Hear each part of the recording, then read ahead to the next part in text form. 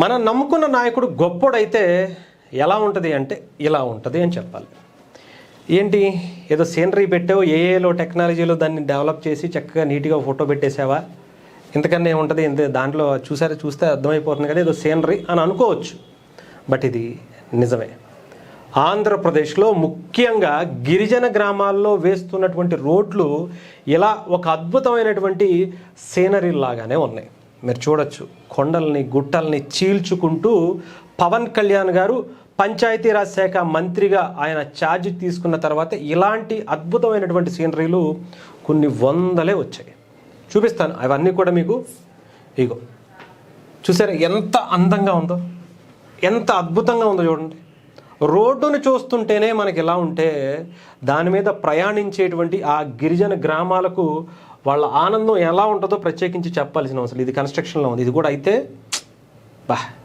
ఏదేమైనా కానీ గొప్పోడండి పవన్ కళ్యాణ్ గారు. చాలా సందర్భాల్లో చెప్తాం పవన్ కళ్యాణ్ గారి గురించి, ఎంత చెప్పినా ఎంత పొగిడినా కొంతమంది దాన్ని డబ్బా అనుకుంటే అనుకుని ఉండే, లేనిది ఉన్నట్టుగా చెప్తే ఏమన్నా బాధపడాలి, ఏమన్నా ఫీల్ అవ్వాలి. కానీ ఆయన చేస్తున్నటువంటి గొప్ప కార్యక్రమాలను చెప్తుంటే ఎందుకు ఫీల్ అవ్వాలి చెప్పండి. చెప్తున్నాగా, రొమ్ము చరిచి చెప్తున్నా, చాలా గొప్పగా చెప్తున్నా. పవన్ కళ్యాణ్ గారు లాంటి ఒక గొప్ప నాయకుడి గురించి నేను ఎన్ని వీడియోలు చేసినా సిగ్గు లేకుండా చాలా హ్యాపీగా గర్వంగా ఫీల్ అవుతా. ఎందుకంటే 77 సంవత్సరాల భారతదేశ చరిత్రను తిరగరాస్తున్నటువంటి ఏకైక నాయకుడిగా పవన్ కళ్యాణ్ గారి గురించి నేను చెప్తా. ఎందుకంటే 2 సంవత్సరాల్లోనే చూపించాడు. 77 సంవత్సరాల్లో మిగతా నాయకులు ఏం చేయగలిగే వాళ్ళు నిజాయితీగా ఉంటే ఎలా అద్భుతాలు సృష్టించేవాళ్ళు 2 సంవత్సరాల్లోనే చూపించాడు ఆయన. దానికి ఇదిగోండి ఈ అడవి తల్లి బాట తరపున పవన్ కళ్యాణ్ గారు చేసినటువంటి కార్యక్రమాలే నిదర్శనంగా చూడొచ్చు. ఇగో పవన్ కళ్యాణ్ గారు అధికారంలోకి వచ్చిన తర్వాత ఏం చేశాడయ్యా, కొంతమంది మాట్లాడుతున్నారు సింగిల్గా రమ్మని ముందు చూసుకుందాం, లేకపోతే ఆయన జెండా కూలి, ఆయన పార్టీకి సంబంధించినటువంటి కార్యకర్తలందరూ కూడా జెండా కూలీలు అయ్యా. ఇవి కాదు కావాల్సింది. ఆయన సింగిల్గా వచ్చాడా, ఇద్దరితో వచ్చాడా, 10 మందితో వచ్చాడా, ఇవి కాదు. ప్రజలకి ఏం చేశాడు, ప్రజలకి ఏం చేసి ఆయన గుండెల్లో చిరస్థాయిగా స్థానం సంపాదించుకున్నాడు. 77 ఏళ్లలో తాతల ముత్తాతల పేర్లు చెప్పుకుని వాడితో వీడితో కొన్ని వేల కోట్లు, 5 ఏళ్లలో తండ్రి అధికారాన్ని అడ్డం పెట్టుకుని ఎలా కోట్లు సంపాదించుకోవాలో, 1,00,000 కోట్లు ఎలా దాన్ని దాటాలో ఇలా చూసుకున్న వాళ్ళు మాత్రమే ఉన్నాం. కానీ 2 ఏళ్ల అధికారంలో ఒక్కసారి కూడా ఎమ్మెల్యేగా 2 చోట్ల ఓడిపోయినటువంటి ఒక వ్యక్తి ఒకసారి ఎమ్మెల్యే అయ్యి ఒకసారి మంత్రి అయితే ఎలా ఉంటుందో ముత్తాతల పేర్లు చెప్పుకుని వచ్చిన వాళ్ళకి కూడా రాజకీయం అంటే ఏంటో చూపిస్తున్నటువంటి వ్యక్తి, పరిపాలన అంటే ఏంటో ఈ దేశానికి పరిచయం చేస్తున్నటువంటి వ్యక్తి. చూడండి, కళ్ళు అప్పగించి చూడండి. మీరన్నటువంటి సింగిల్గా రాలేనటువంటి పవన్ కళ్యాణ్ గారు ఎలా కలిసి వస్తే ఏం చేశాడో చూడండి. జెండా కూలి, ఒక పార్టీ లేకపోతే ఆయన ఎమ్మెల్యేగా గెలవలేడు అన్నాడు, ఆయన ఏం చేశారో చూడండి. వాళ్ళ జెండా కూలీలు ఆయన్ని గెలిపిస్తే ఆయన ఏం చేశాడో చూడండి. ఇదిగో ఉప ముఖ్యమంత్రి శ్రీ పవన్ కళ్యాణ్ గారు నిరంతరం పర్యవేక్షణలో వేగంగా రహదారుల నిర్మాణం పనులు.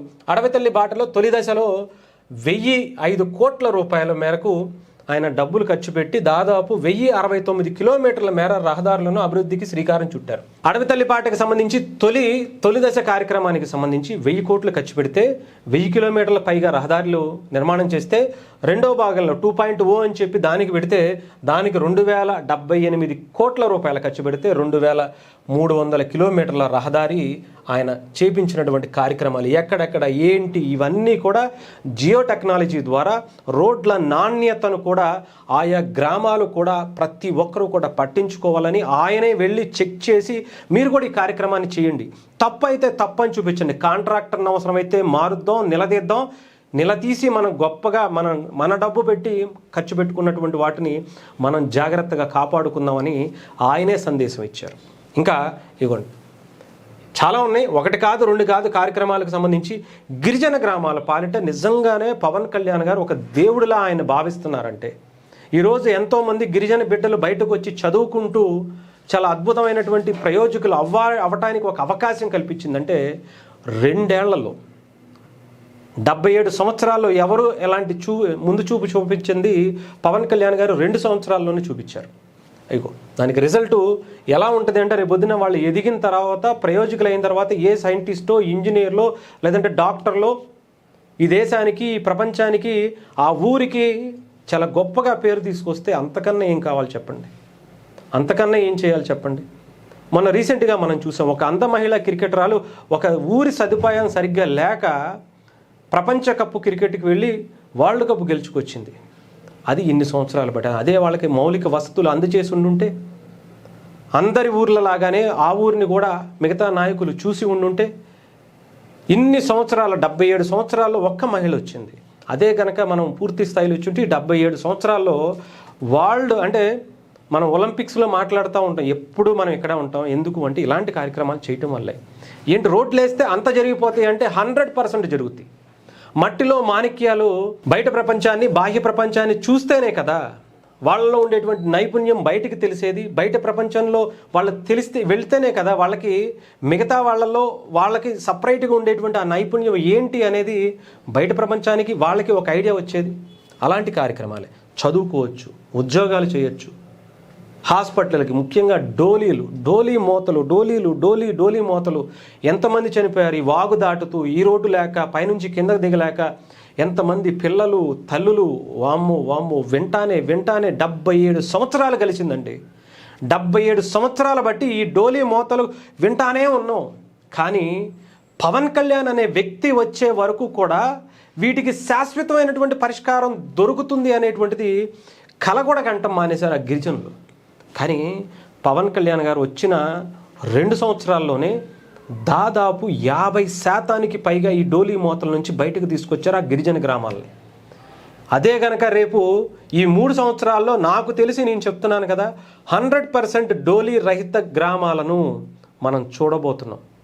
అది ఒక కలగా మారిపోయినటువంటి దాన్ని నిజం చేసి చూపించబోతున్నారు పవన్ కళ్యాణ్ గారు.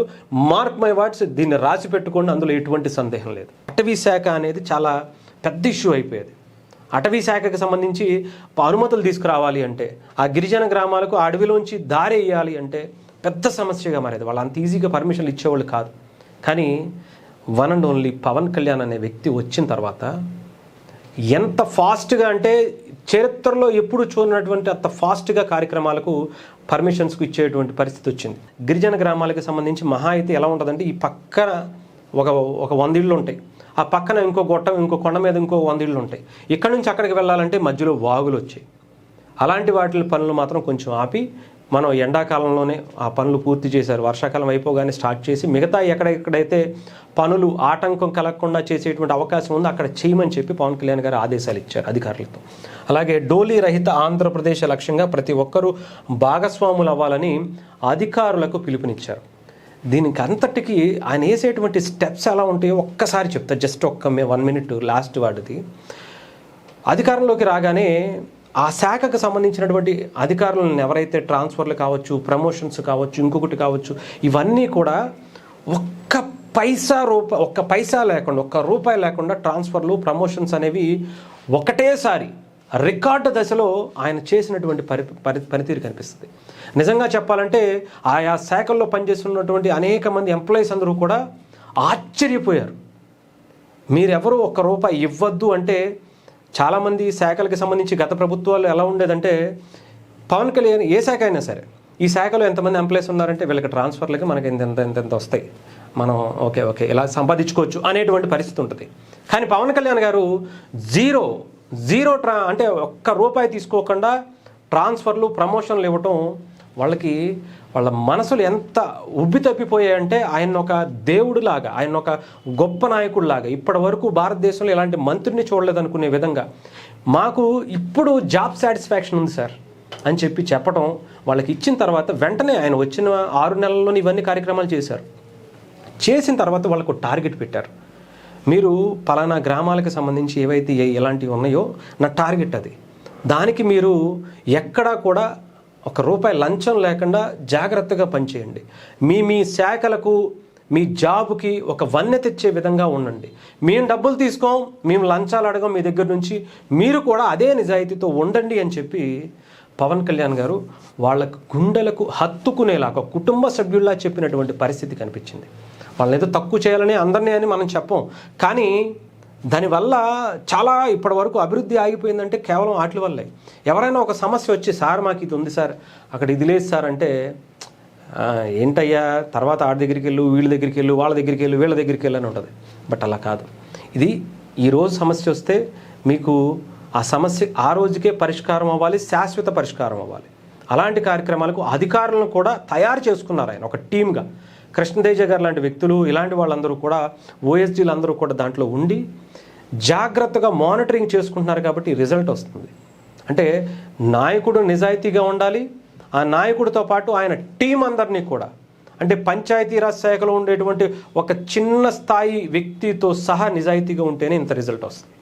సో ఆయన మొదటి నుంచే ఆయన ఈ కార్యక్రమాన్ని చాలా జాగ్రత్తగా స్టెప్ బై స్టెప్ చేసుకుంటూ వచ్చారు. దానికి రిజల్ట్ ఎలా ఉంటుంది. అందుకని చెప్తున్నా, నాయకుడు గొప్పోడైతే, అందుకని ఆంధ్రప్రదేశ్కి ఒక మాట చెప్పాలనిపించింది. అది పిఠాపురానికైనా ఆంధ్రప్రదేశ్ ఉన్నటువంటి ప్రజలకైనా, మీరు నమ్ముకున్న నాయకుడు గొప్పోడయ్యా, ఆయన చేసేటువంటి కార్యక్రమాలు కూడా గొప్పగానే ఉంటాయి.